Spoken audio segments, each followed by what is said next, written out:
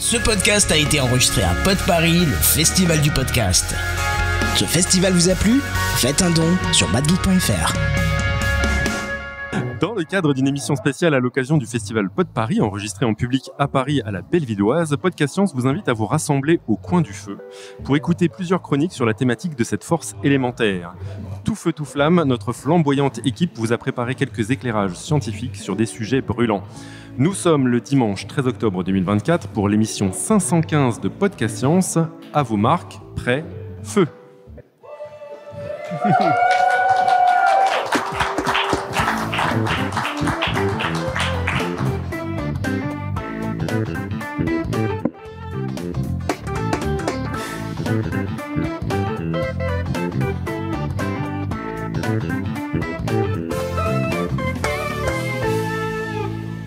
Et autour de notre table physique ce matin, alors que normalement on enregistre le soir, qu'est-ce qui se passe ?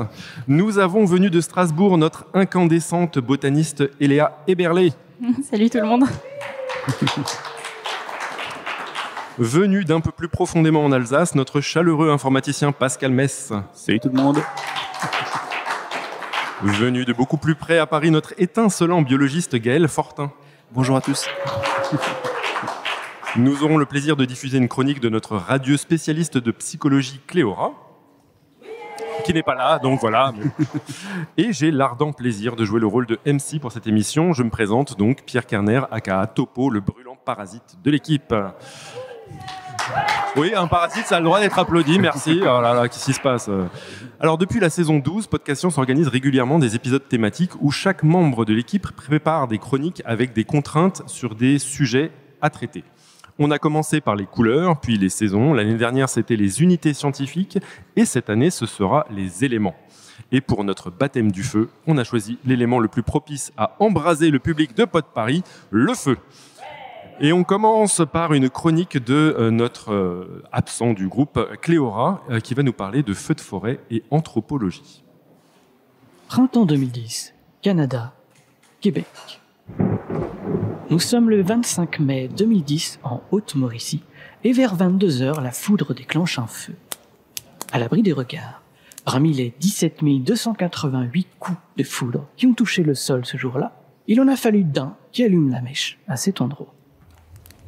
Le lendemain, les flammes sont si intenses qu'elles s'échappent des cimes, des pourtant très grands arbres, et une masse épaisse de nuages noirs qui en résulte recouvre le ciel.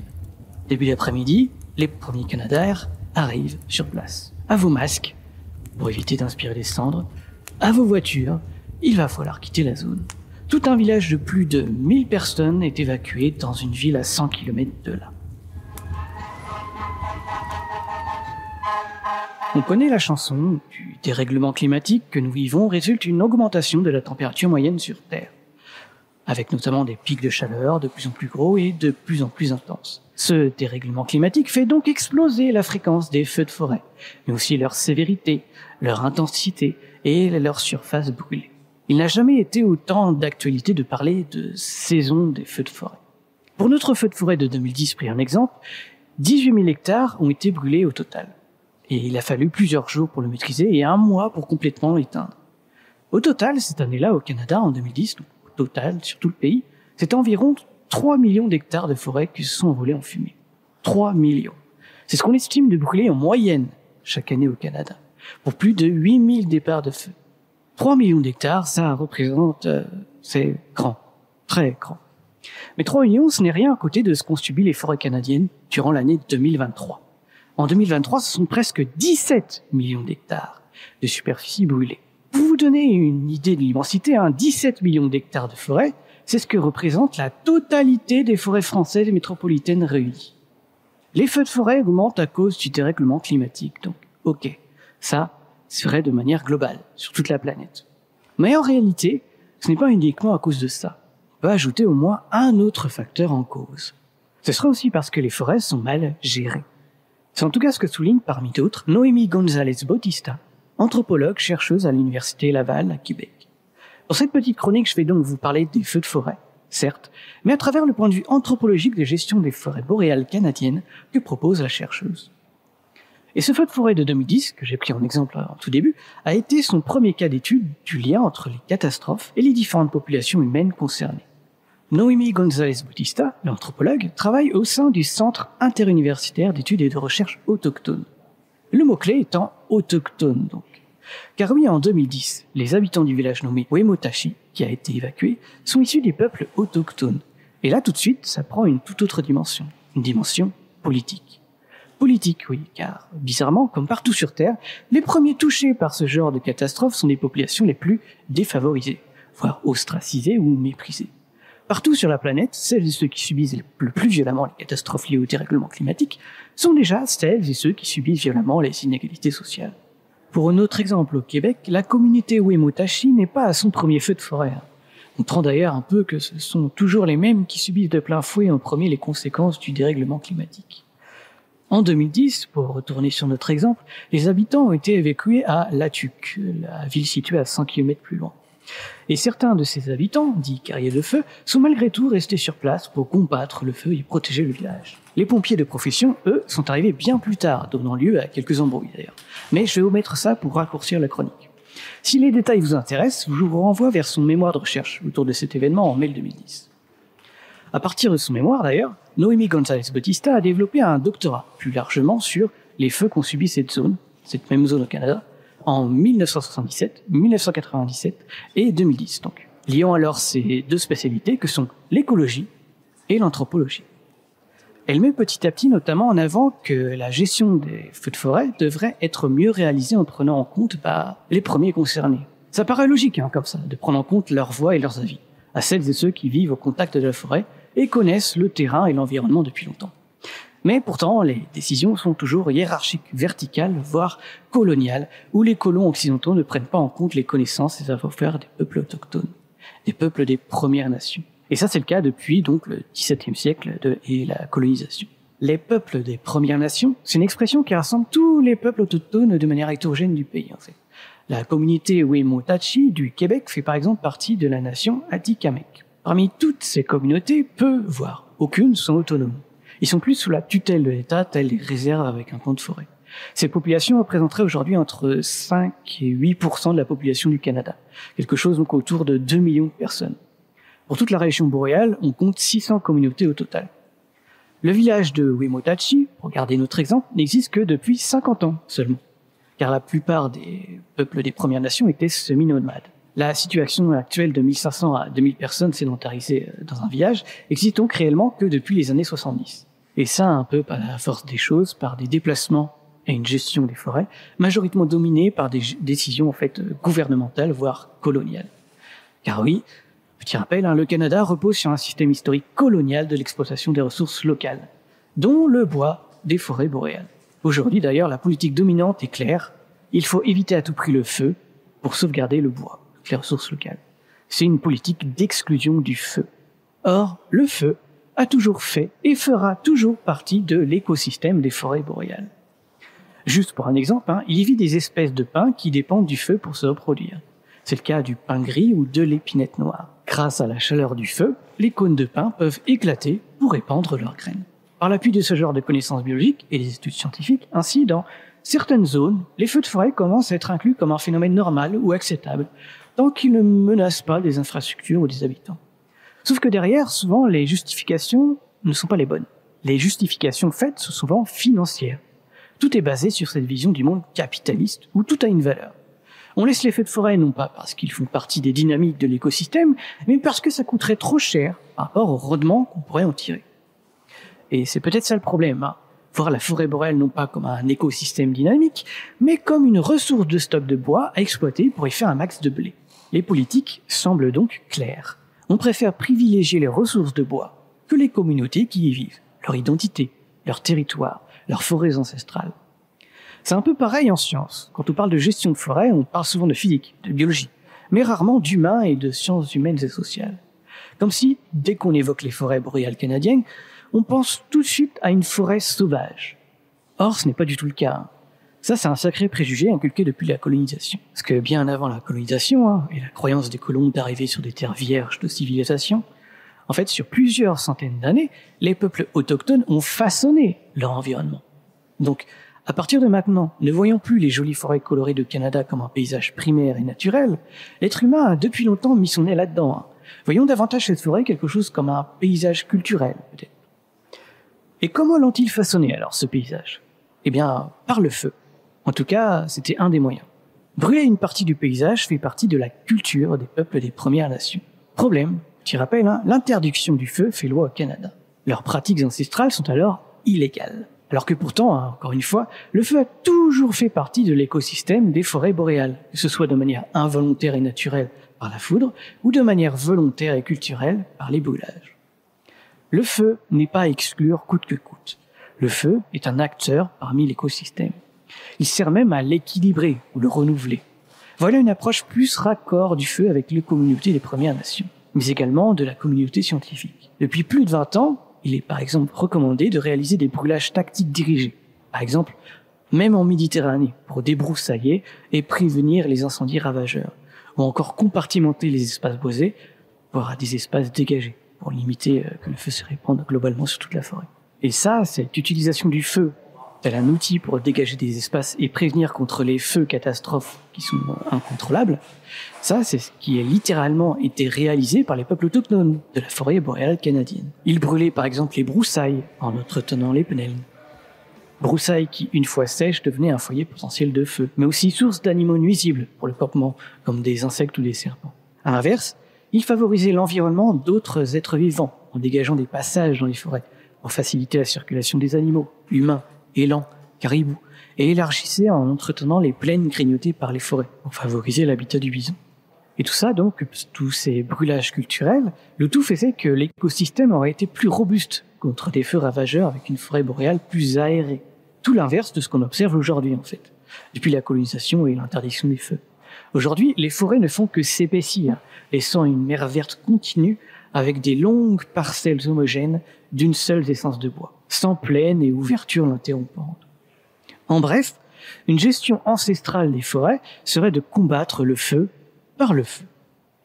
Brûler de manière contrôlée pour éviter les catastrophes d'incendie surprises incontrôlées. Et ça ne se réalisait pas à n'importe quand et à n'importe quelle météo. Ça se faisait au printemps, alors que les forêts étaient encore enneigées pour au maximum en fait garder un feu modéré et contrôlé. Ne pas prendre en compte leurs connaissances, savoir et savoir-faire, c'est-à-dire leur épistémologie, pour reprendre le mot utilisé par l'anthropologue, c'est presque du mépris vis-à-vis d'eux. On est toujours dans une vision coloniale où les colons oppriment et n'incluent pas la vie et les connaissances des autochtones. Rendre légal ces brûlages culturels serviront donc non seulement à sauvegarder l'écosystème et sa biodiversité, mais aussi à sauvegarder une culture et son patrimoine local. Ne pas légaliser les brûlages culturels rate une occasion de mettre en action des ambitions de réconciliation avec les peuples autochtones et de contrer les injustices de la colonisation. Pour paraphraser l'anthropologue Noémie González-Bautista.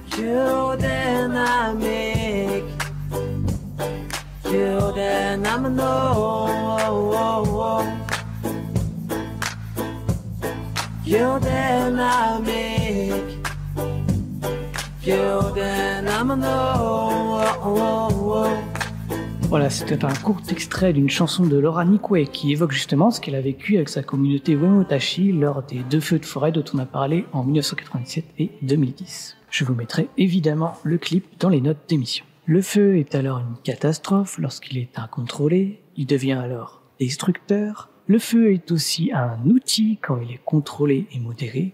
Et le feu est aussi, encore plus que ça, encore, dans ces cultures et civilisations. Plus qu'un outil pour éviter des catastrophes, le feu est un acteur de l'écosystème, comme l'humain est un autre acteur de cet écosystème. Je cite l'anthropologue. Plus qu'un outil, les peuples autochtones de la forêt boréale considèrent le feu comme un agent capable de mouvement, de destruction et de création, agissant sur le paysage pour créer de l'ordre au sein d'un environnement vivant et connecté. On dit même que le feu, en fait, dort la nuit. Sa plus grande activité se déroule en effet la journée, de 10h à 22h, avec un pic à 17h. Personnifier les éléments comme des acteurs actifs. Un peu d'animisme là-dedans, peut-être. On pourrait même aller jusqu'à personnifier les catastrophes elles-mêmes, carrément. Et c'est peut-être un point de vue qu'on devrait davantage prendre en compte avec des catastrophes qui deviennent de plus en plus des acteurs dans nos vies au quotidien. Vivre avec son environnement et ses acteurs, et non les dominer et les soumettre. Noémie González Bautista parle d'acteurs non humains, au même titre que le vent ou les animaux.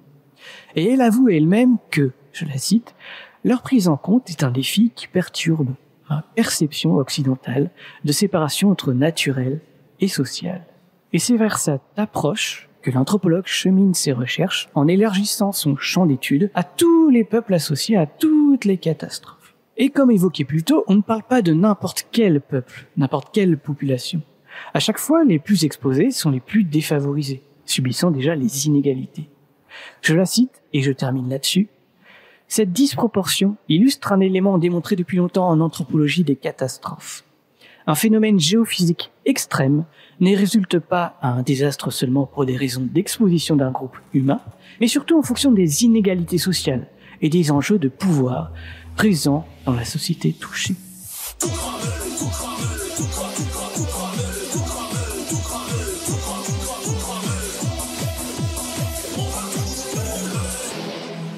C'était tout cramé de Riot Bass. Comment bien finir une chronique, voilà, que Laura nous apprend. Ça va être difficile d'enchaîner là-dessus. Moi, je vais vous proposer une chronique zoologique, comme d'habitude, parce que sur Podcast Science, j'aime souvent vous parler d'animaux. Mais pour cette émission spéciale avec une thématique sur le feu, je me suis senti un petit peu soufflé, comme si j'avais perdu le feu sacré. En effet, mon premier réflexe a été de me dire, si je veux faire une chronique animalière avec du feu, il faut que je trouve des bestioles qui produisent du feu. Alors, si vous êtes comme moi, vous avez tout d'abord pensé au dragon. Non ? Oui, voilà. Oui, bah en fait non. Désolé de vous et de me décevoir. Il reste cantonné aux contes et légendes. Par contre, qui a pensé direct à l'espèce humaine ? Eh ben oui, l'espèce humaine est une espèce animale. Elle produit du feu. Voilà, fin de chronique. Merci, au revoir. C'était bref. C'était bref. Alors attendez, une seconde, parce que avant l'extinction des feux, on va s'arrêter sur un point crucial. Certes, l'humain a dompté le feu, mais de quelle espèce humaine on parle ?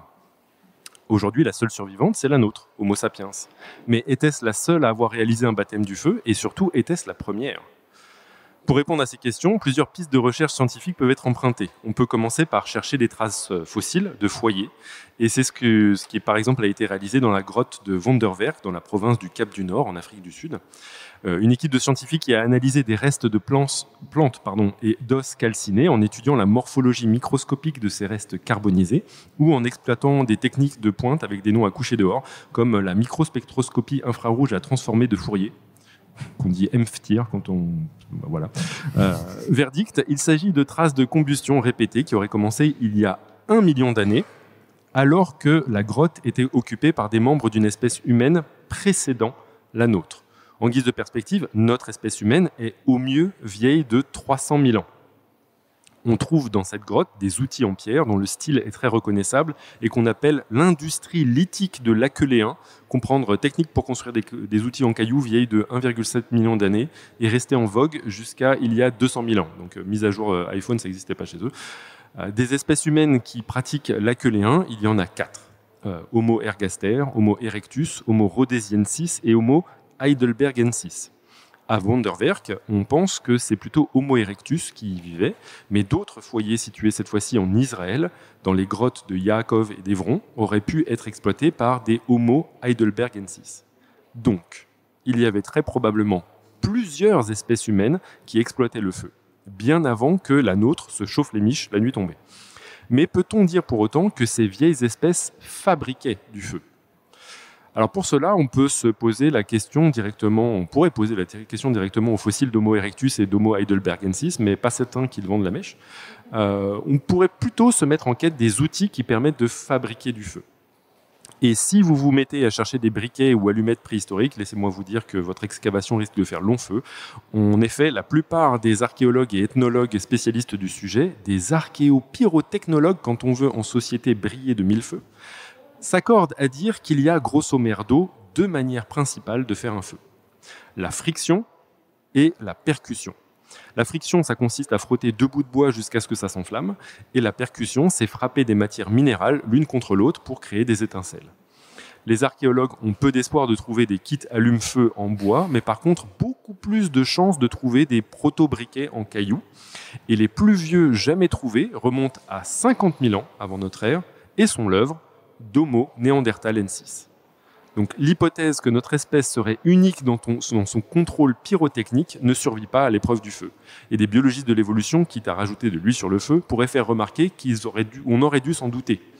En effet, en plus des myriades de traces qu'ont laissées les foyers sur les parois des grottes et les objets manipulés par les diverses espèces humaines ayant domestiqué le feu, celui-ci, le feu, a laissé aussi sa marque dans notre patrimoine génétique et par extension dans notre anatomie.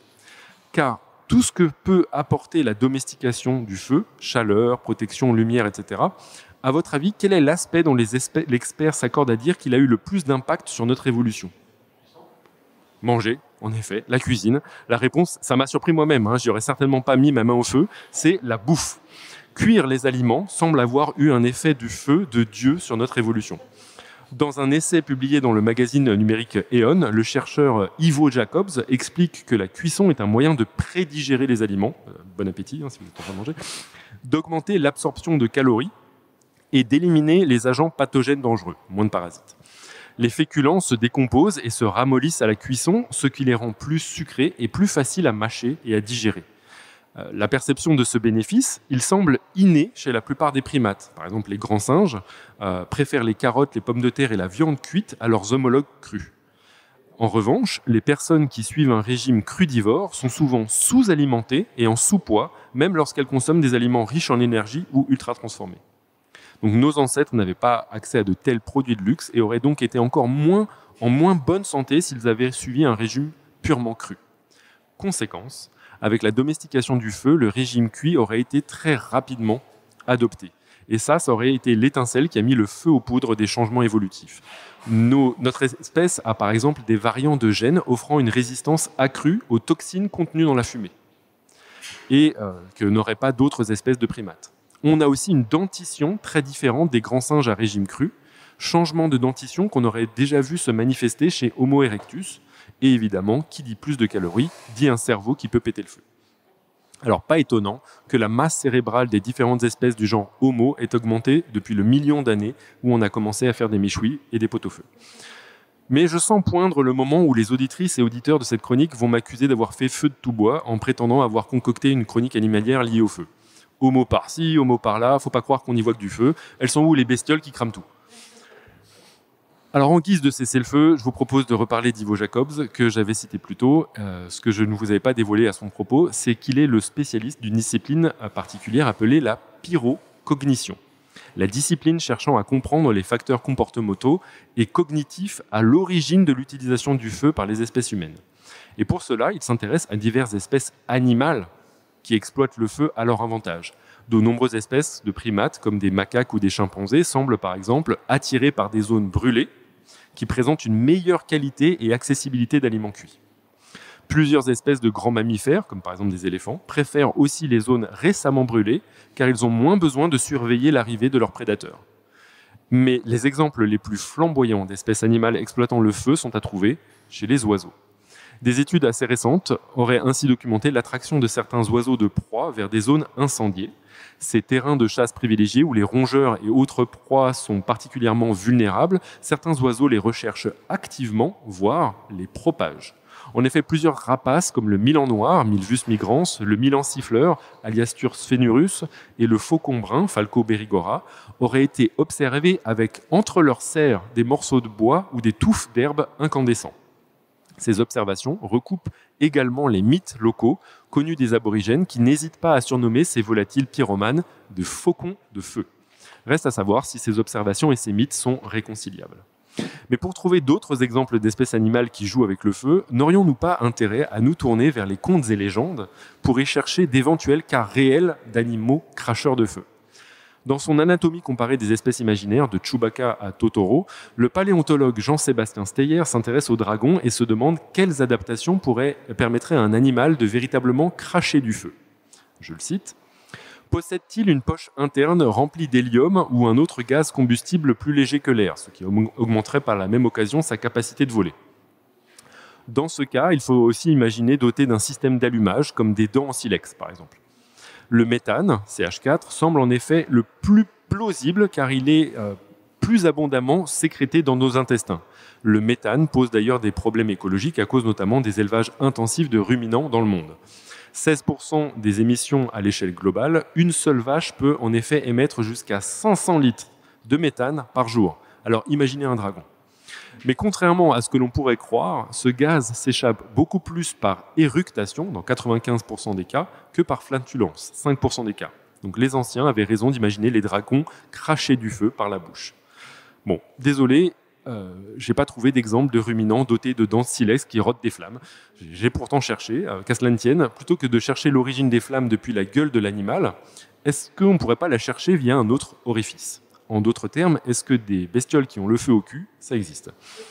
Alors, à en croire les textes de Pline l'Ancien dans son Histoire naturelle, un tel animal extraordinaire, un bovin qui plus est, vivait en Péonie, un royaume antique situé au nord de la Macédoine. Selon un article du Monde sur le sujet, il aurait été surnommé Bonacus, Bonacon, Bonacon avec un seul N, Bonacon, Bonaz, Bonazus ou encore Onacom. Et je ne peux m'empêcher de citer les descriptions successives et hilarantes du Bonacan. Tout d'abord, sous la plume de Pline l'Ancien, on parle d'une bête de Péonie nommée Bonaz, à crinière de cheval et du reste ressemblant à un taureau. Ses cornes sont si contournées qu'elles ne peuvent lui servir pour combattre.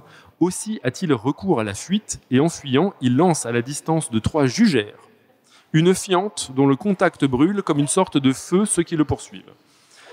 L'auteur de l'article du Monde a calculé l'équivalent actuel de 3 jugères et c'est approximativement 7500 mètres carrés. Donc on imagine bien qu'un tel paix mette un territoire à feu et à sang. Aristote décrit le Bonacon ainsi: il y a des animaux qui ont tout à la fois le pied fourchu, une crinière et 2 cornes qui sont recoupées l'une vers l'autre. C'est le cas du Bonaz. Il est à peu près gros comme un taureau et il est plus massif que le bœuf parce qu'il n'est pas allongé. Sa peau bien déployée pourrait donner place à 7 personnes. D'ailleurs, il ressemble beaucoup à un bœuf, si ce n'est qu'il a, comme le cheval, une crinière qui va jusqu'aux épaules.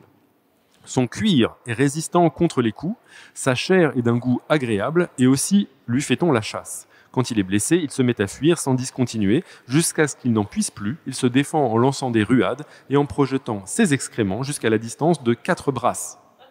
Alors c'est environ 7,30 mètres, c'est beaucoup moins impressionnant. Ces excréments brûlent à ce point que les poils des chiens atteints tombent desséchés. Ok, c'est très précis. Alors, est-ce que le Bonacon a véritablement existé ? Là, je me sens pris entre 2 feux, avec d'un côté le camp des cryptozoologistes persuadés qu'ils peuvent rajouter cette bestiole à la longue liste comprenant les yétis, monstres du Loch Ness et autres chupacabras, ou le camp, auquel je fais partie, des scientifiques rabat-joie, qui font mourir à petit feu nos rêves de monstres mythologiques. À moins que je me tourne vers certains zoologistes qui viennent finalement à notre rescousse. Ceux-ci pourraient par exemple nous rappeler qu'il existe pas mal d'espèces d'insectes qui peuvent projeter des substances corrosives et qui brûlent. Il y a l'acide formique projeté par les fourmis, ou mieux encore, un liquide corrosif en ébullition projeté par l'extrémité de l'abdomen de coléoptères, surnommés les bombardiers.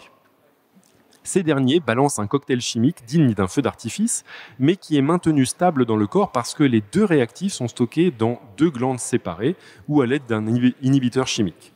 Chez l'espèce Metrius contractus, ces 2 réactifs sont le peroxyde d'hydrogène, c'est de l'eau oxygénée, et l'autre, c'est de l'hydroquinone. Et si on mélange les 2 produits chimiques, on a en laboratoire une réaction qu'on appelle une réaction très chaude, très exothermique. On pense ainsi que la température du jet émis par le coléoptère peut atteindre 100 degrés Celsius, comme nous l'apprend Max Barclay, qui est conservateur au Musée d'histoire naturelle de Londres. Le coléoptère ne mélange les 2 produits chimiques qu'au moment précis où il doit se défendre, et le mélange est presque instantanément éjecté avec force par l'extrémité de l'abdomen. La chambre de réaction résistante, située à l'extrémité arrière du coléoptère, protège le reste des organes internes de l'insecte contre les dommages. Comme quoi, la nature dépasse toujours la fiction, et cette maxime, vous pouvez la graver en lettres de feu. Merci. Et donc, autant on ne pouvait pas répondre aux questions que vous auriez pu avoir sur les feux de forêt et sur l'anthropologie parce que Cléora n'est pas là avec nous, autant si jamais vous avez des questions sur cette petite chronique et sur justement le feu animal, vous pouvez prendre un micro, je serais ravi de pouvoir répondre à vos questions. Je ne sais pas s'il y en a. Salamèche, malheureusement, donc voilà, la question c'était Salamèche alors. Malheureusement, Salamèche, je ne crois pas qu'il existe, puisqu'il est aussi, on va dire, légendaire que les dragons. Je suis vraiment déçue que tu n'aies pas parlé des Pokémon Feu, du coup. Oui, désolé. Qui c'est qui m'a parlé Ah oui. Ouais, et le xénomorphe, non? Le xénomorphe, c'est corrosif, mais je ne sais pas si c'est brûlant. C'est vrai que on a l'impression que donc le xénomorphe, c'est la fameuse créature d'Alien. A priori, il aurait un sang acide. Et pour d'autres chroniques, d'ailleurs, j'avais cherché s'il y avait des sangs qui étaient acides dans le monde animal. Le plus bas qu'on ait jamais trouvé, c'est un pH de 6. Donc c'est très très très loin des pH qui seraient nécessaires pour pouvoir fondre quoi que ce soit. Cependant, on pourrait envisager qu'il y ait un sang qui devient au contact de l'air acide, et que ça, c'est déclenché uniquement quand un inhibiteur qui se trouve dans le sang est altéré par l'oxygène. Donc ça, j'avais fait le calcul de ce qu'il fallait faire comme produit, etc. Et c'est trop d'énergie pour avoir été sélectionné par l'évolution. Mais du coup, s'il devait y avoir un dragon, il ressemblerait plutôt à une vache. On est d'accord. Qui rote du feu. Voilà, ça par contre, non seulement Aristote, Pline l'Ancien, mais le paléontologue Jean-Sébastien Steyer s'accorde à le dire. Oui. C'est vraiment cette piste-là pour... le génie génétique n'a qu'à modifier une vache pour pouvoir faire des créatures dragonesques. Plus sérieusement, sur le début de ta chronique, la fabrication du feu par l'être humain, ouais. Tu as parlé de frotter des silex. J'ai entendu dire, j'ai jamais produit de feu moi-même, mais j'ai entendu dire que 2 silex produisent des étincelles froides et que ça ne peut pas allumer du feu et qu'il faudrait un métal, donc une météorite ou quelque chose comme ça, et un silex. C'est pas nécessairement un métal, mais en effet, si on n'utilise que 2 silex, c'est toujours l'idée qu'on a qu'on va. Oui, quand on est gamin, on a fait un projet, on fait des étincelles. Silex et tu vas faire des étincelles, ça ne marche pas, en effet. D'accord. Déjà, il faut une substance qui permet véritablement d'entretenir le feu, c'est-à-dire de recueillir l'étincelle. Et ça, la matière qui semble la meilleure pour le faire, c'est des champignons qu'on appelle l'amadouvier et qu'on peut pulvériser. Et ça, c'est une bonne chose. Ensuite, on peut mettre, je crois, une poudre de magnésium sur cet amadouvier. Donc ça devient très technique. Ça permet de diminuer l'inflammabilité de cette substance. Donc c'est-à-dire qu'à augmenter l'inflammabilité, mais de diminuer la température nécessaire pour qu'elle s'enflamme. Mais surtout, pour pouvoir avoir 2 matières minérales qu'on tape, la meilleure, c'est le silex d'un côté. Et c'est pour ça que les analyses que je vous ai montrées, qui permettent vraiment de dater le plus vieux kit, c'est chez Homo neanderthalensis, c'est véritablement l'observation de bifaces dans lequel les structures microscopiques et de la spectroscopie a permis d'identifier vraiment qu'il y a eu des chocs qui ont été réalisés. Et ces chocs, on pense qu'ils ont été réalisés avec une autre roche qu'on appelle la pyrite. Pas besoin de météorites, etc. Okay. Ça existe et en fait, on a observé, donc c'est une corrélation, on ne sait pas encore vraiment si ce kit était reconstitué, mais il y avait de l'exploitation de mines de pyrite à cette époque-là. Donc on sait qu'ils collectionnaient ces pierres-là, et donc nécessairement, en faisant 1+1, on arrive à envisager que c'était ce qu'ils faisaient pour pouvoir faire ces kits. Bien entendu, on imagine bien que c'est plutôt la friction qui a été faite au début. Parce que 2 bouts de bois, n'importe qui peut le faire. C'est hyper galère. Enfin, n'importe qui. Moi, j'ai essayé, ça ne marche pas. Mais normalement, techniquement, on peut le faire. Le terme pyrite lié au côté pyro ou C'est ça. Le pyrite, c'est le matériau qui génère du feu. Ça vient de pyro, du feu, oui, en effet. Ça veut dire que du coup, on n'a pas de traces de plus de 50 000 ans. Une question arrive à gauche comme ça, par surprise. Oh, wow. Mon Dieu, mais c'est toi. J'ai le droit de le faire. Oui, bien sûr. Ça veut dire que on n'a pas de traces de plus de 50 000 ans parce que c'était plutôt de la friction utilisée, mais ils ont utilisé la friction avant. Les scientifiques en sont convaincus? Ils en sont convaincus, mais le problème, c'est qu'on n'a pas de preuve directe. Ouais. Donc là, c'est une preuve directe de la domestication du feu avec un kit pour pouvoir le produire, mais on sait très très bien qu'on n'avait pas nécessairement besoin d'avoir le kit pour fabriquer du feu pour entretenir des foyers. Un feu qui apparaît, vous avez peut-être vu déjà la guerre du feu, on voit, hop, ils attendaient qu'il y ait un feu de forêt, etc., des incendies, ils prennent les flammes, et voilà... Il y a un attrait pour ça, et c'est l'observation notamment des grands singes à l'heure actuelle, qui souvent se baladent près de zones qui viennent d'être incendiées, qui laissent penser que ce comportement, il est très présent chez les grands singes dont nous sommes issus. Ok, merci. Voilà. Alors, question. Moi, j'ai une source documentaire très très fiable, sûrement, Les Enfants de la Terre de Gene Hoyle, que j'ai lu quand j'étais ado, où il disait qu'il transportait des braises dans de la corne creuse pour éviter de rallumer les feux à chaque fois et qu'il transportait la braise chaude. Est-ce que c'est vrai? Je ne me suis pas documenté là-dessus. Très bien. Donc, on n'a pas fact-checké. Comment tu dis? Les Enfants de la Terre? Ouais, c'est un roman, hein. C'est pas scientifique. D'accord. Tu veux dire que Bernard Werber et les fourmis, c'est pas vrai? Très bien. Bah écoutez, J'ai je une pense. petite question de Ah la merde. gauche, si je peux encore poser une Vas-y, question. bien sûr. C'est quoi le chupacabra? C'est une bestiole mythologique du Mexique qui bouffe des chèvres. Au top. Ok, merci. Voilà. Et on ne sait pas trop très bien à quoi ça ressemble, sauf que ça bouffe des chèvres. Ok, d'accord. Et c'est effrayant, il paraît. On va faire une émission de podcast science au Mexique. Il y avait encore une question? Non, c'est bon. Ok, eh bien écoutez, après ce sujet brûlant, on va se brûler avec Gaël et s'apercevoir que probablement les méfaits du feu peuvent avoir des conséquences drastiques sur notre morphologie, j'imagine. Paraît-il. On a commencé un peu à aborder le sujet avec la question du coup du xénomorphe et de l'acide. Et donc, puisque Podcast Science met le feu à Pod Paris, on va, cette fois-ci, pour cette chronique, j'ai décidé de calmer un peu le jeu et on va dire qu'on va éviter de jeter de l'huile sur le feu. Alors, je vais aussi essayer de faire des blagues sur le feu, mais je pense que Topo est bien meilleur que moi, il en a fait beaucoup plus et sa chronique était beaucoup plus longue. Donc, ça va être compliqué de le battre. Et donc, pour cette émission un peu spéciale, moi, je me suis penché sur un sujet auquel on a tous été confrontés, qui est les brûlures. Et en bonus, pour vous, on va en profiter pour tordre le cou à quelques idées reçues bien tenaces sur les brûlures. Accrochez-vous jusqu'à la fin. Alors, les brûlures, en fait, c'est pas un sujet aussi anodin qu'on pourrait le penser. Moi, quand j'ai préparé l'émission, je me suis dit, bon, ok, oui, tout le monde s'est déjà brûlé un peu à droite à gauche, mais bon, en fait, c'est hyper grave. Hein. Chaque année, 180 000 personnes meurent dans le monde d'une brûlure. C'est comme si la population de Toulon disparaissait en fumée. Enfin, si vous me permettez le jeu de mots. Alors, si je vous demande ce qui peut provoquer une brûlure, qu'est-ce que vous répondez? Dans la salle? Le feu. Le feu. Le feu. Le feu. C'est un indice? La chimie. La chimie, ouais, comme quoi? Comme le latex de figuier. Ah ouais, ça brûle? Ouais, ça brûle, ouais. Le piment, ça brûle. Oui, le piment, ça brûle, ouais. Les frottements. L'eau bouillante, ouais. L'huile chaude. Un amour contrarié. Oh, ça se voit qu'on est dimanche matin et pas mercredi soir. Hein. Effectivement, tout ça, c'est effectivement des brûlures. Il y a les sources de chaleur, donc on a parlé du feu, les braises, apparemment transportées dans des cornes dans les enfants de la Terre. Merci, Léa. Il y a la fameuse casserole d'eau bouillante dont on a parlé. Il y a la tasse de thé trop chaude. Bref, ça, c'est les classiques. Mais en fait, il n'y a pas que ça. Par exemple, votre dernier coup de soleil sur la plage cet été parce que c'est bon, il est 15h, je vais pas cramer. Et en fait, bah si. Ça, c'est les rayons UV qui brûlent votre peau. Les rayonnements de radiothérapie pour traiter un cancer, c'est le même principe.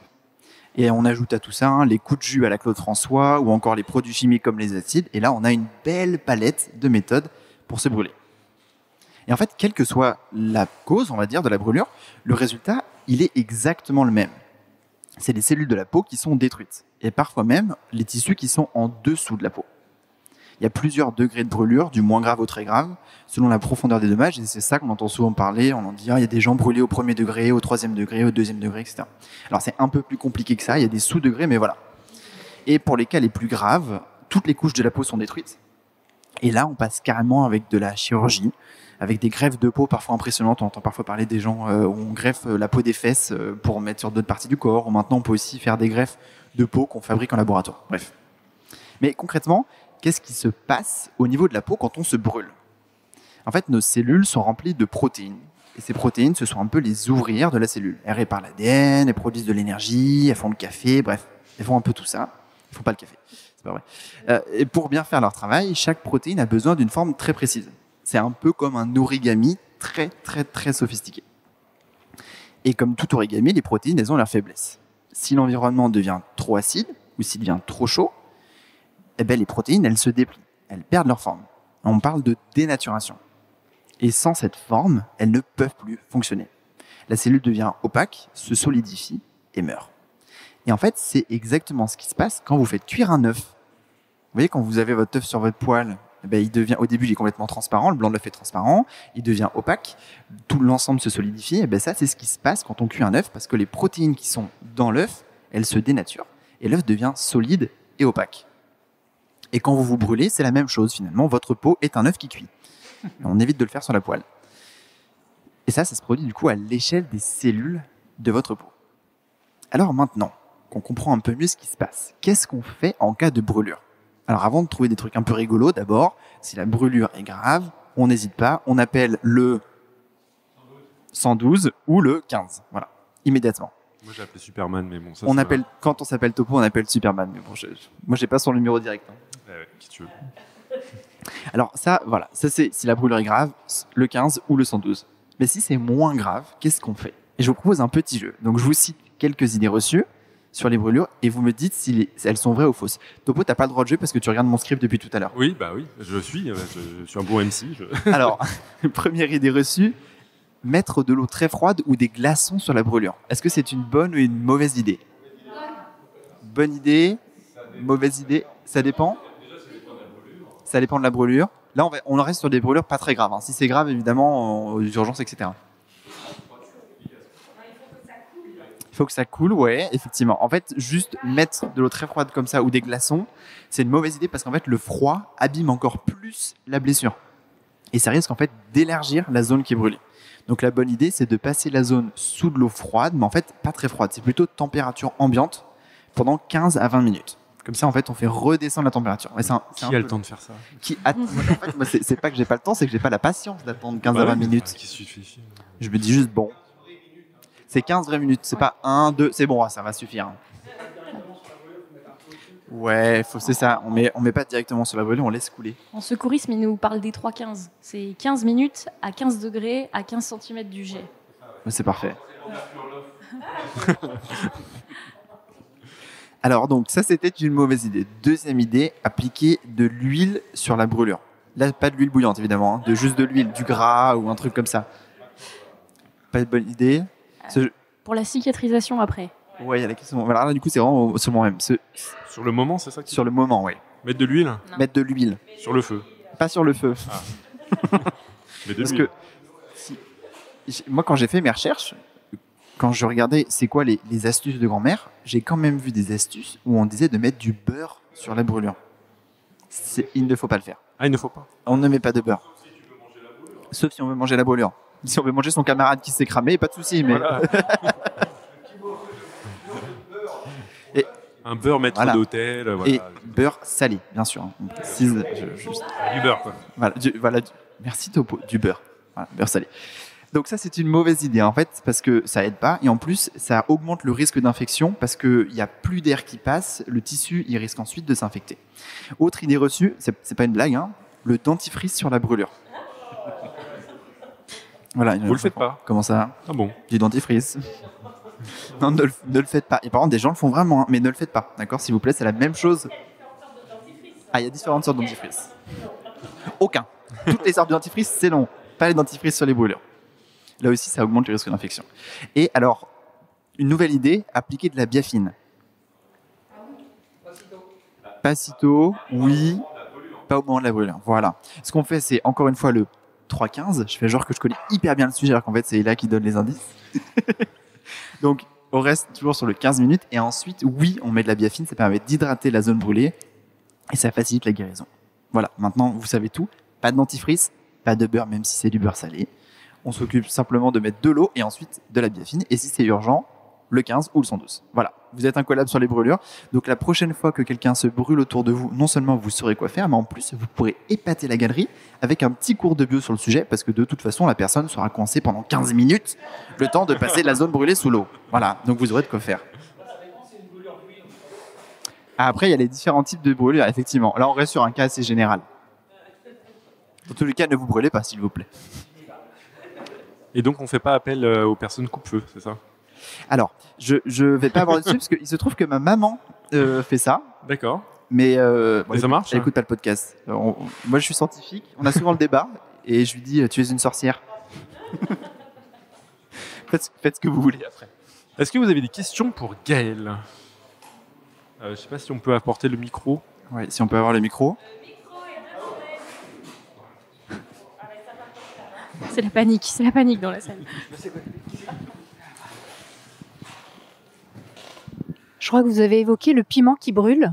Et j'ai appris récemment, mais j'aimerais bien avoir votre confirmation, qu'en fait le piment ne brûle en réalité rien, mais que c'est des agents, en fait, je sais pas comment dire, j'y connais rien en bio, qui s'activent et qui donnent cette impression de brûlure pour qu'on arrête de manger du piment, parce qu'après ça poserait des questions, des problèmes de digestion ou autre. Donc c'est une sorte d'alerte de fake brûlure en fait.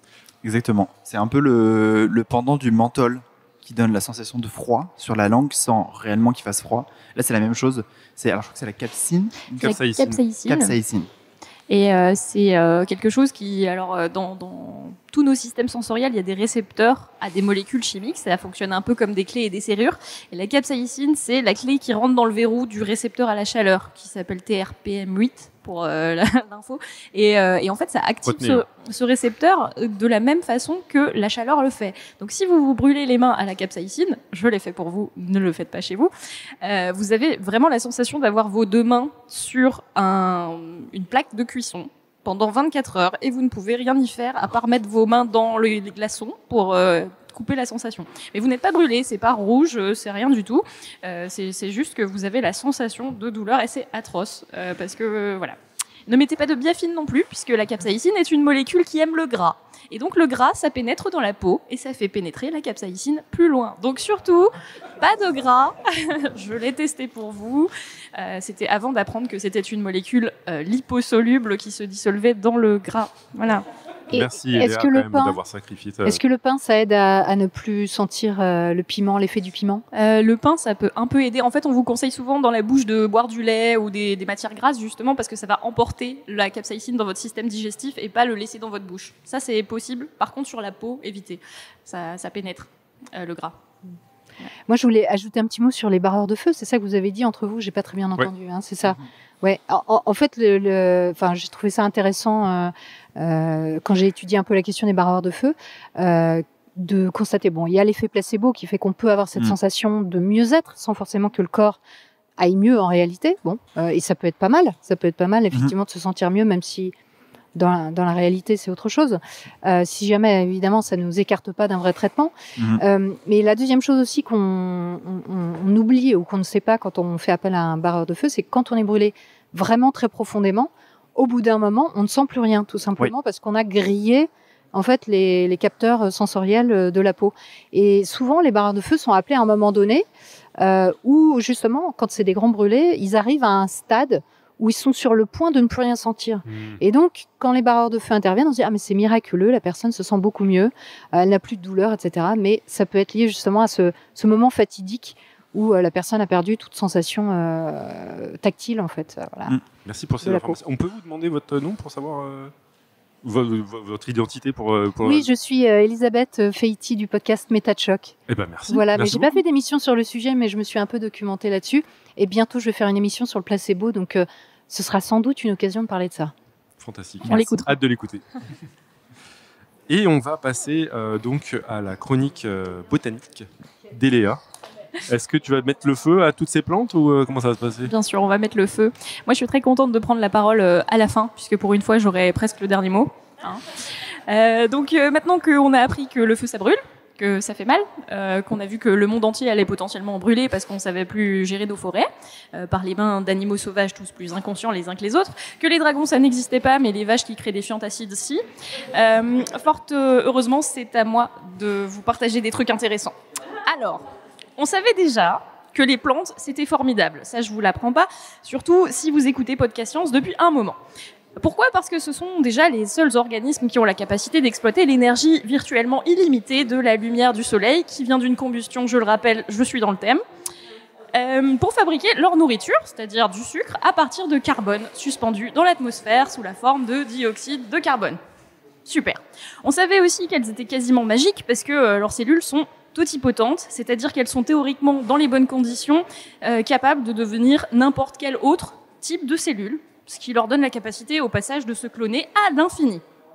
Donc c'est grâce à cette caractéristique que vous pouvez aller échanger vos petites boutures de plantes vertes le dimanche matin. Voilà, ceux qui ne sont pas là sont probablement en train de faire ça, j'imagine d'ailleurs. Sûrement. Et ça va être important pour la suite, vous verrez. Alors, j'aurais pu vous parler des plantes qui créent des brûlures, mais c'est pas du feu, c'est souvent par un arsenal chimique. Et en plus, on en a déjà un peu parlé dans une autre émission Radio Dessinée qu'on avait enregistrée il y a quelques années au Jardin botanique de Nancy. Les plantes ne comptent pas pour des prunes, notamment ce fameux latex de figuier. Si vous avez oublié de quoi il s'agit, eh ben, le latex de figuier, si vous en avez sur la peau et que vous vous exposez au soleil, vous allez avoir des grosses cloques bien dégueulasses et finir à l'hôpital. Ne faites pas ça chez vous. Donc, je préfère revenir sur la première chronique de Cléora. Comment les plantes, comme les plantes sont si formidables, on a pleuré le fait qu'elles partent en fumée dans les incendies français ou canadiens. Vous imaginez tout ce dioxyde de carbone, longuement emmagasiné sous la forme de cellulose ou de lignine, les fibres et les substances qui composent le bois. Le bois, ça brûle bien. Vous l'avez tous expérimenté chez vous, dans une cheminée ou en colo avec vos marshmallows. Tout ce CO2 piégé, envolé dans l'atmosphère à nouveau, sous l'effet du plus grand prédateur que la Terre ait connu, le feu. C'est triste.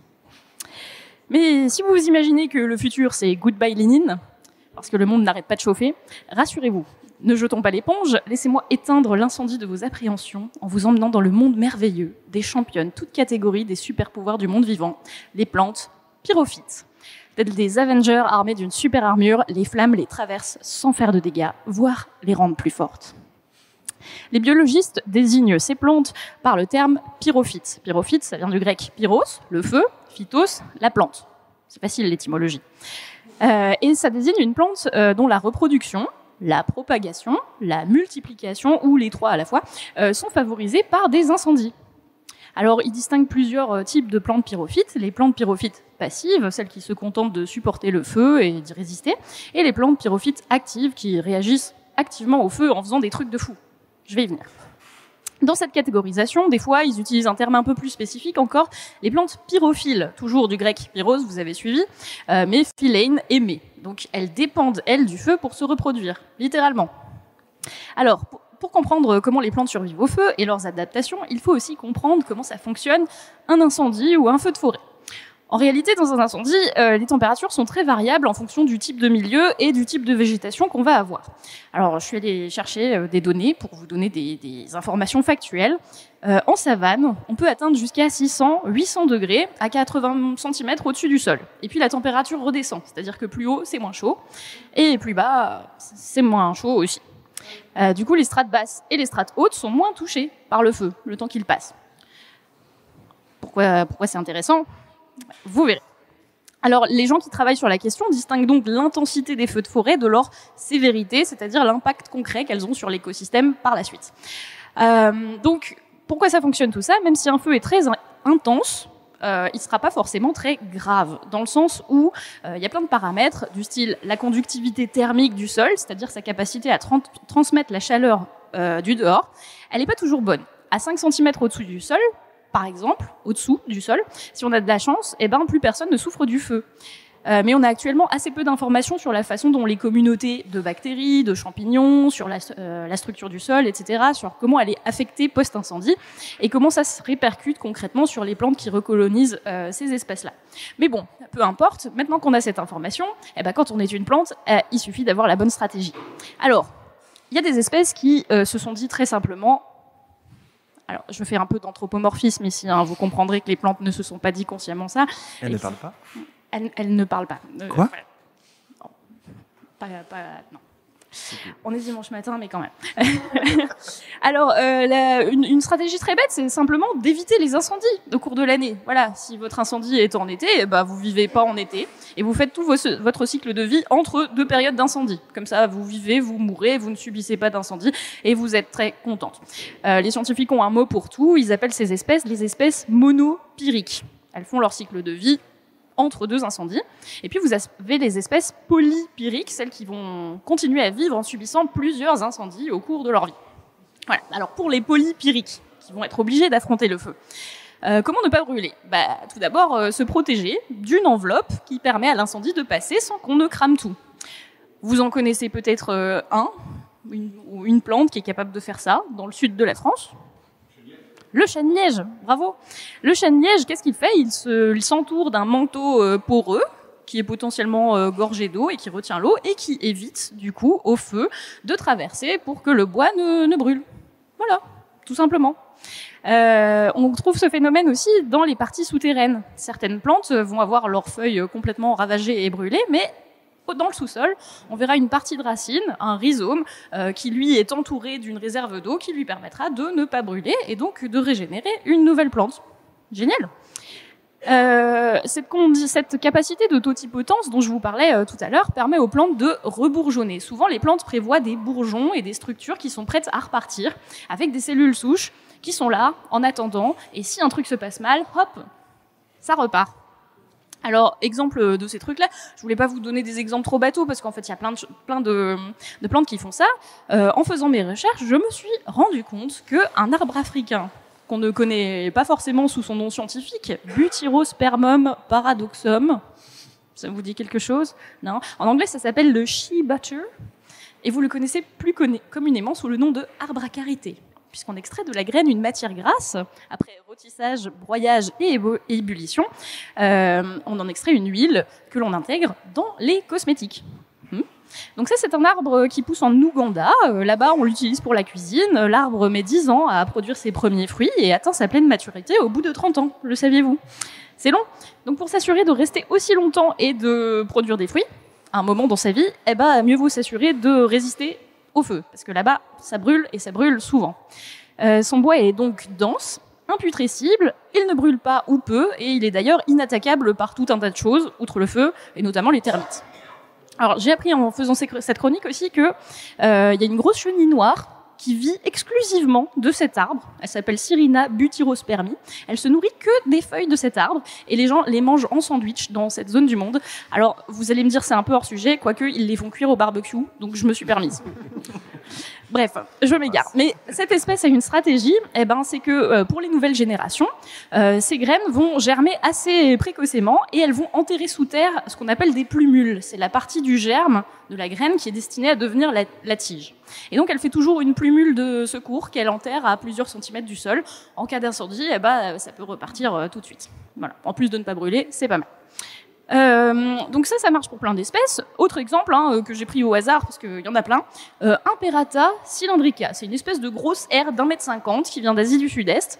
Et pour elle, le feu, c'est un véritable avantage sélectif. Non seulement ça élimine toute la concurrence autour, puisque ça brûle à des températures bien plus faibles que ce que elle brûle, mais en plus ça favorise l'éclosion de ces graines qui se répandent littéralement par millions. Elles se propagent en plus grâce à un rhizome, une partie souterraine qui contient de l'eau, ce qui la rend très invasive, et elle est considérée par l'IUCN, le gros organisme qui inventorie la biodiversité du monde, comme une des plus grandes invasives mondiales.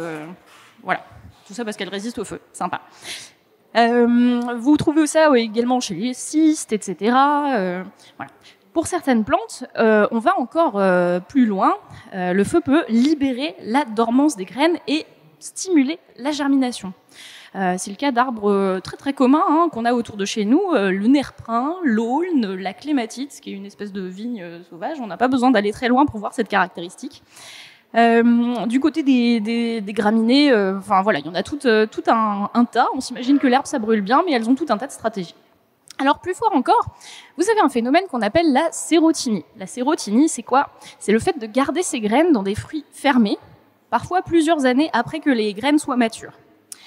Alors ça sert à quoi, concrètement? En fait, ça permet de garder sur l'arbre des réserves de graines et lorsque les conditions seront propices, par exemple après un incendie, les graines vont être libérées par le feu.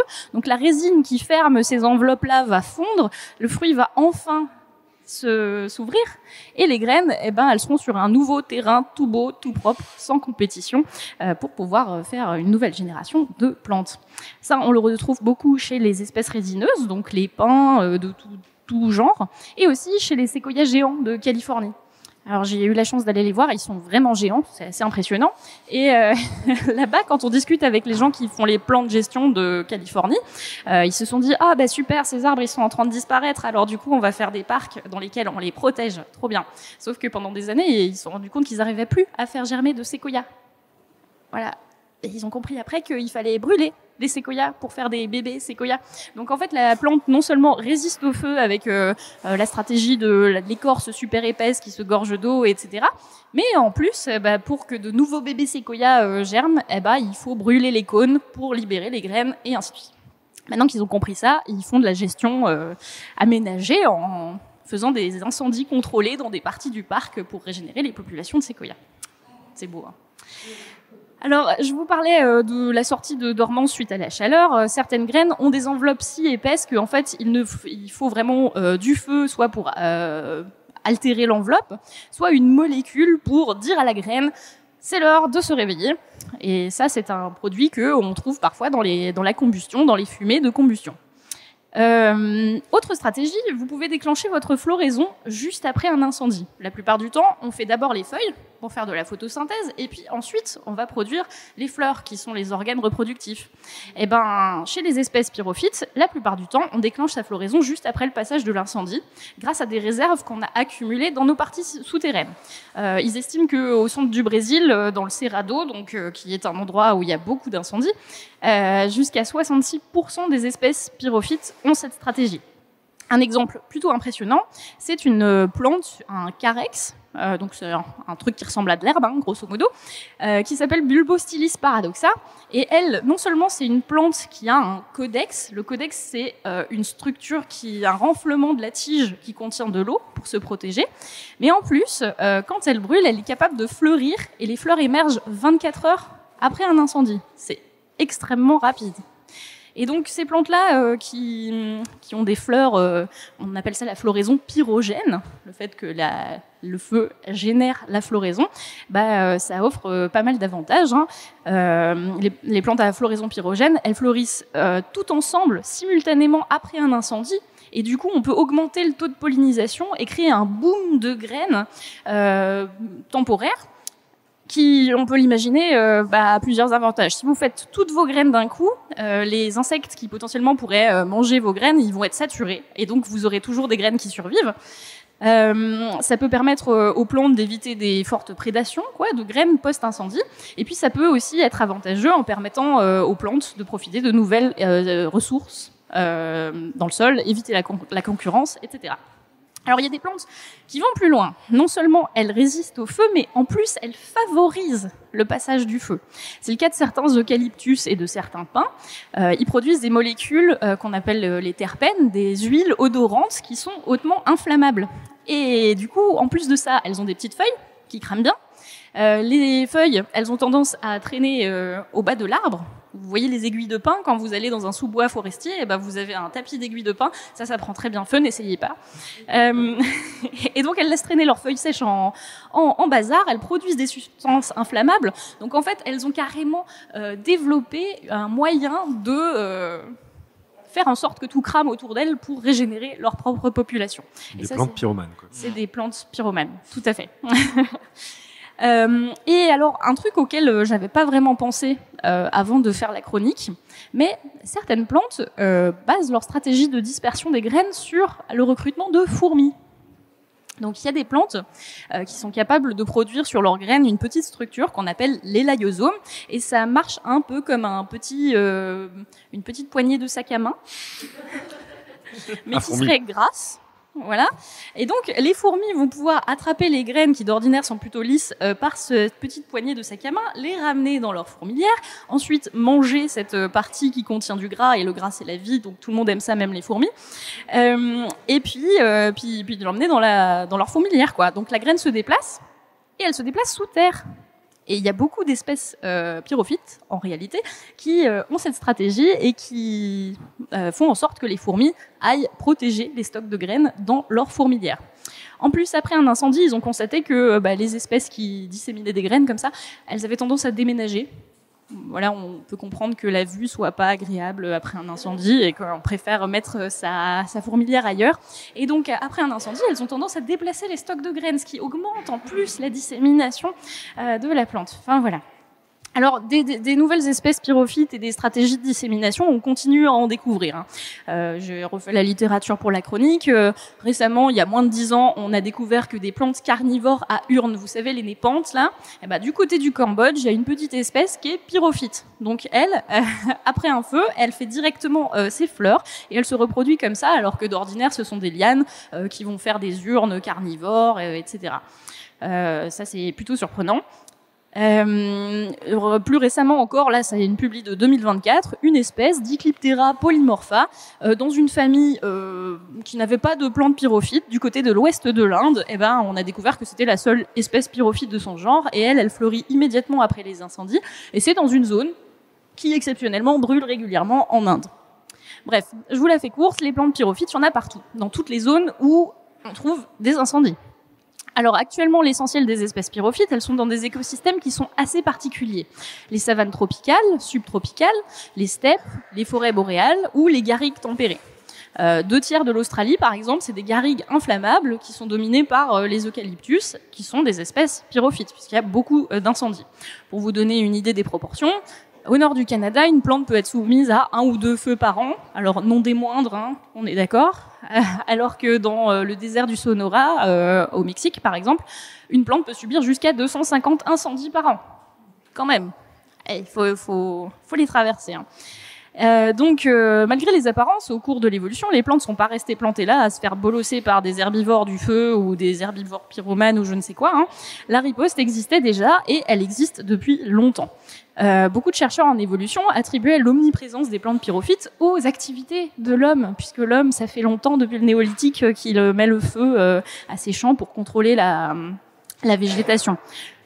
Et donc cette fois je vais vous rassurer et vous déculpabiliser un peu. À l'échelle des aires géologiques, on vit dans une période où il y a relativement très peu de feu. Voilà, du feu, il y en avait déjà au Dévonien il y a 400 millions d'années. Et toutes les stratégies dont je viens de vous parler existaient vraisemblablement depuis au moins 160 millions d'années. Et ça, c'est les biologistes de l'évolution qui le disent. On peut trouver des traces de ces phénomènes-là dans les fossiles, et notamment quand on trouve du charbon. Ça fait longtemps qu'on trouve du charbon et des plantes qui ont cramé. Petite note d'espoir pour nos plantes, donc déjà de nombreuses espèces sont armées pour résister aux incendies dans le futur, et ça c'est pas rien. Et en plus, en creusant un peu sur la question, en visitant des zones désertiques, on se rend compte d'une chose, les plantes qui brûlent le plus souvent, dans les zones où ça brûle le plus souvent, elles sont souvent très diversifiées en termes d'espèces. Les jardins désertiques, ce ne sont pas les jardins les moins dépourvus. Alors certes, c'est un peu moins shiny qu'une forêt tropicale dense, etc. Mais la diversité est là et il y a beaucoup d'espèces qui résistent à ces conditions extrêmes. Donc non seulement le feu agit comme une pression de sélection qui élimine les espèces qui résistent pas pour ne laisser que celles qui auront survécu et qui se reproduiront, mais en plus le feu peut agir comme une force évolutive et diversifier toutes les espèces. Alors ça comment ? On a montré dans des publications scientifiques que les composés de la fumée ont un effet mutagène sur le matériel génétique. Et donc des chercheurs ont pu constater que l'exposition régulière à des incendies pouvait augmenter la fréquence d'un phénomène qui s'appelle la polyploïdie. La polyploïdie, ça survient quand, en gros, une cellule se divise. Pour se diviser, elle duplique son matériel génétique, mais là, il va y avoir un problème, elle ne va pas se diviser. Alors, du coup, elle va se retrouver avec plusieurs exemplaires du même génome. Ça se fait beaucoup chez les plantes. Et ça, c'est la porte ouverte à la diversification génétique, parce que quand vous avez plusieurs exemplaires du même gène, du coup, vous pouvez faire des bricolages sur les autres versions et puis voir apparaître de nouvelles compétences, etc. Et c'est comme ça qu'on diversifie les espèces. Alors, j'aime bien les conclusions lyriques, donc je terminerai ma chronique là-dessus. Les biologistes et les botanistes sont souvent en première ligne pour mieux comprendre comment ça fonctionne, les êtres vivants. Et peut-être que s'ils sont sous-cotés par le reste du monde, même scientifique, les gens préfèrent tous l'astrophysique à la biologie, on ne comprend pas pourquoi, c'est peut-être parce que finalement, ils nous rappellent tous les jours que dans un scénario futur probable où on brûle tous comme des poissons rouges dans un bocal en plein soleil, on est peut-être les moins adaptés du jeu. Finalement, l'humain, ce sera peut-être le seul à souffrir de son échec cuisant à coloniser la planète Terre, et ce sera pas faute d'avoir prévenu. Alors, tant pis pour nous et tant mieux pour elle, l'avenir est aux plantes pyrophytes, et nous, à Podcast Science, on sera toujours là pour garder la flamme et vous expliquer tout ça, et vous pouvez compter sur la passion ardente de toute notre équipe pour toujours vous rappeler qu'il y a des sujets bien plus hauts dans le monde vivant que notre petit nombril d'Homo sapiens.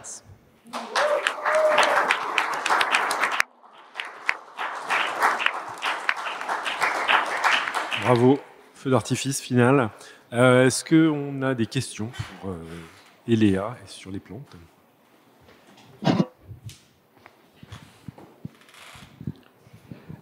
Au début, quand tu disais que les plantes qui profitent, qui juste après un incendie vont faire des fleurs, des graines, etc., et se reproduire le plus vite possible, je pensais à ce moment-là que c'est aussi une partie de la stratégie, c'est vu que ça a brûlé, ça ne va pas rebrûler. Donc c'est bon moment de repousser.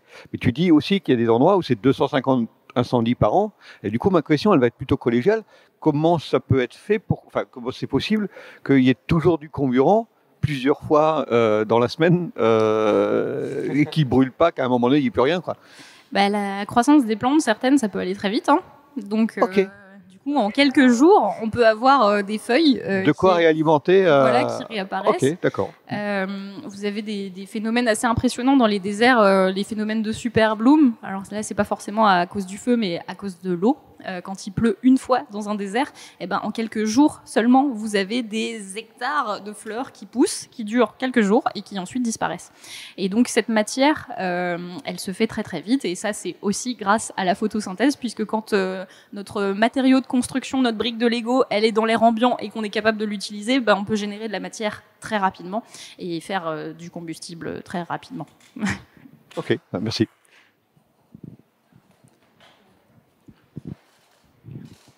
Et le buisson ardent, du coup celui de la Bible. C'est un mythe Je sais pas, je suis pas allée m'intéresser à la Bible. Mais ce sera pour une prochaine. C'est vrai que c'est un pyrophyte par excellence. Oui, c'est un pyrophyte, il brûle. Ouais. Non, je me suis pas intéressée au buisson ardent pour cette chronique. Désolée.